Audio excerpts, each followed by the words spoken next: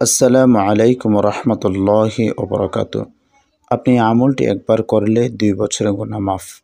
আমরা সকলে জানি 2025 সালে আমাদের বাংলাদেশের 7 জুন রোজ শনিবার পবিত্র ঈদ উল আজহার নামাজ সারা দেশে অনুষ্ঠিত হবে এবং 6 জুন রোজ শুক্রবার 9 জিলহজ এই দিনটাকে বলা হয় আরাফাতের দিন। আল্লাহ রাসূল সাল্লাল্লাহু আলাইহি ওয়াসাল্লাম বলেছেন, যে ব্যক্তি 9 জিলহজে একটি রোজা রাখবে, আল্লাহ তাআলা ওই মানুষের 2 বছরের গুনাহ মাফ করে দিবেন। সেই 2 বছরটা হবে 1 বছর পেছনে এবং 1 বছর সামনের গুনাহ। সুবহানাল্লাহ। আমরা যাহারা এই আমলটির কথা শুনেছি সকলে এই আমলটি করার চেষ্টা করব ইনশাআল্লাহ। আমরা যাহারা এই আমলটির কথা জানি আর যাহারা জানে না তাদের কাছে এই আমলটির কথা পৌঁছে দিব।